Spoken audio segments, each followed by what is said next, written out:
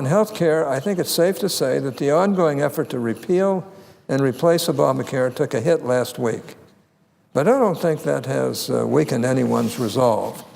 Obamacare is a disaster, and one way or another, it has to go away. The American people are demanding that we take action, and I expect that the volume of those demands is only going to go up.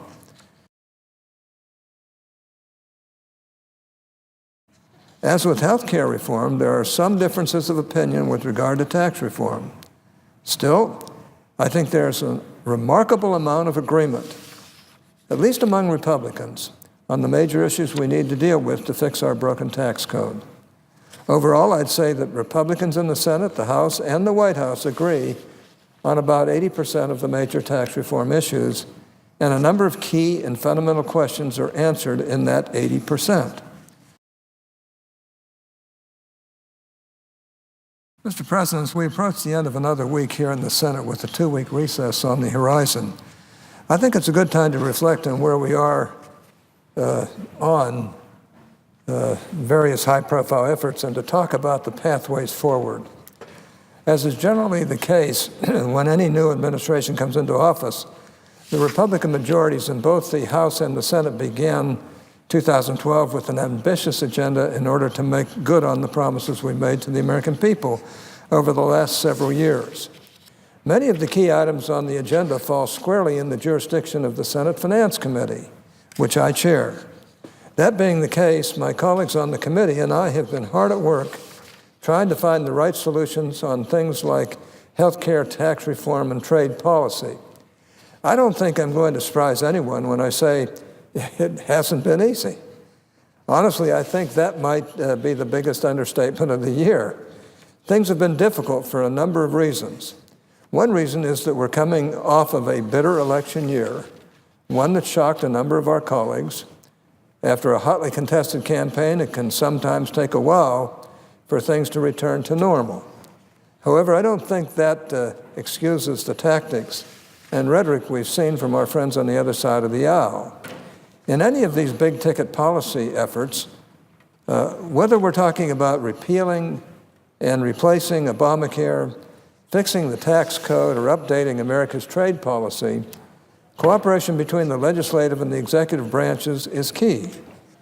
My Democratic colleagues know this, which I suppose is probably the reason they appeared to be bound and determined to prevent any meaningful cooperation from happening.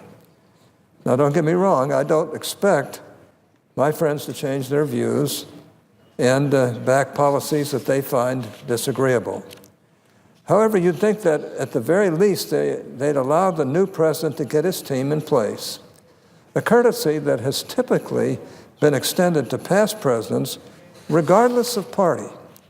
Yet over the last few months, we've seen a systematic effort from our Democratic colleagues to smear, attack, and undermine the vast majority of executive branch nominees. And in many cases, after the baseless attacks have failed to gain traction, they used every procedural tool at their disposal, including surprise boycotts of committee markups, in order to slow the confirmation process down. Now, this level of obstruction with regard to nominees is unprecedented, and I think it's safe to say that it has slowed our efforts down somewhat, which I suppose is the exact reason our colleagues have taken this path. Still, Mr. President, despite these childish tactics, the teams are coming together, and we are moving forward in a number of key areas. Like I said, it still hasn't been easy, but to paraphrase a number of important figures, nothing worth doing is ever easy. For example, on health care, I think it's safe to say that the ongoing effort to repeal and replace Obamacare took a hit last week. But I don't think that has weakened anyone's resolve. Obamacare is a disaster, and one way or another, it has to go away. The American people are demanding that we take action, and I expect that the volume of those demands is only going to go up. I commend Speaker Ryan for his efforts thus far, and I commend all my colleagues in the House and Senate for their commitment to repealing and replacing the so-called Affordable Care Act. And I remain hopeful that in the near future we can find a workable path forward. And that includes my Democratic colleagues as well. On tax reform, we have some indications that the Trump administration intends to be more actively engaged in finding and developing a path forward. I've said for years that if we're going to be successful in tax reform, a goal shared by members of both parties, it's going to take presidential leadership and cooperation by both parties. And while President Obama was generally unwilling to meaningfully engage on tax reform, President Trump and his team appear to be anxious to drive the process, and I welcome that.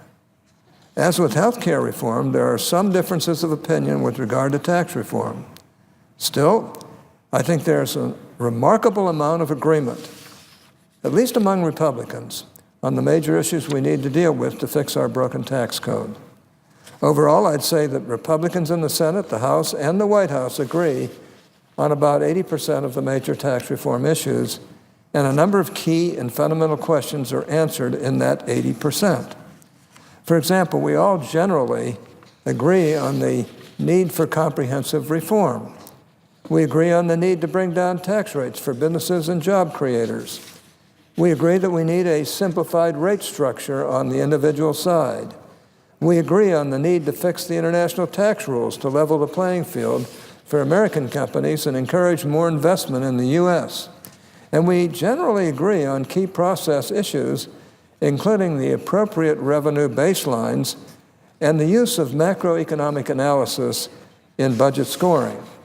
Still, that 20% of issues where we don't necessarily agree is not insignificant. We'll need to find a consensus path forward on those issues as well. One area where we've yet to reach a consensus, and the one getting the most attention, is on the proposed border adjustment tax. People have a number of opinions about this, and I've had innumerable people in my office on both sides of the issue.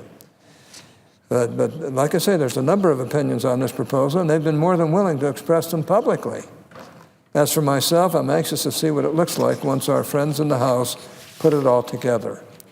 It's too early for me to express a definitive position now, so at this point, all I'll say is that I have some basic questions about the proposal. For example, who will ultimately bear the tax? What extent will be borne by consumers, workers, shareholders, and of course, foreigners? Another question, is the proposal consistent with our international trade obligations? Finally, since border adjustability would likely be a significant shift in business tax policy, would it require us to make adjustments to ensure we don't unduly increase the tax burden on specific industries? If so, what adjustments would be necessary and how would they be structured? I look forward to receiving more details on this proposal. However, here in the Senate, we also have some work to do, and I've been actively working with the members of the Finance Committee to find various solutions to our nation's tax problems. At the end of the day, I don't think it will surprise anyone to hear me say that I believe we're going to need to have a robust and substantive tax reform process in the Senate. In my view, it's not realistic to think that the Senate will simply take up and pass a House bill without our members having a significant input on the substance of the bill. That's how the Congress is supposed to operate, and I think that is what will produce the best result in the end. I look forward to continue working with my colleagues in the House on tax reform. I also appreciate the willingness of the new Treasury Secretary and the President's National Economic Council to lead on this effort, and I look forward to continuing to work with them as well. I will also say this. My hope is that both parties can find a way to work together on tax reform. And while we have procedural tools at our disposal to get tax reform legislation through Congress with strictly Republican votes, I personally believe that it would be better to find a bipartisan path forward. A bipartisan bill would allow us to put in place more lasting reforms and give the overall effort additional credibility. I'm sure there are some who think that it's impossible for Republicans and Democrats to work together on something of this magnitude. But I've been in the Senate a long time, and I think my record for bipartisanship speaks for itself. I believe we can and should work together, and I'm willing to talk and work with anyone who is willing to set politics aside and engage in good faith on these matters. I've been banging a drum on tax reform for 6 years now, and throughout that time, I've invited my Democratic colleagues to join in this effort. I'll do so again today. Hopefully, some of our colleagues on the other side will take me up on this offer. Finally, Mr. President, I want to say a few words about U.S. trade policy. Trade is another area where President Trump has some ambitious plans, and where up to now, progress has been hindered. Before I delve into that, let me reiterate a key point. In 2015, Congress outlined its trade priorities with our legislation to renew Trade Promotion Authority, which was signed into law by President Obama. The TPA statute gives clear guidance as to what a trade agreement should look like if it's going to win Congress's approval. President Trump was fortunate to come into office with TPA already in effect, and I am committed to working with him to enact trade agreements that meet those standards established by the TPA law. When it comes to new trade agreements or revisions to modernize existing trade agreements, that is my top priority as chairman of the Senate committee with jurisdiction over trade policy. Our trade laws are designed to give Congress a voice in both the negotiation and implementation of trade agreements. In addition to priorities and objectives outlined under TPA, there is the Office of U.S. Trade Representative, which is intended to be the chief intermediary between Congress and, of course, the administration on trade policy matters. In other words, in order for the two branches to effectively work together on trade, the Office of USTR needs to be fully functional and fully staffed. Unfortunately, up to now, some on the other side have been making unreasonable and wholly unrelated demands in relation to the confirmation of President Trump's nominee to be USTR, even though he has support from members in both parties. This is unfortunate. However, I am working with my colleagues to remove any remaining roadblocks, and I'm hoping that we can make progress on this very soon. As you can see, Mr. President, we have quite a bit of work to do here in Congress, and I'm only talking about a handful of the major issues before us. I'm very concerned.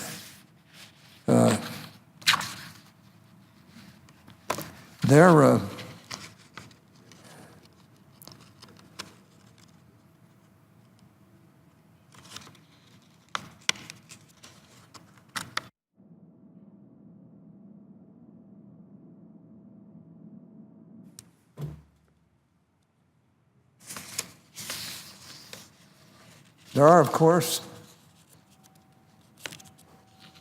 many other priorities that we need to address and matters we need to resolve.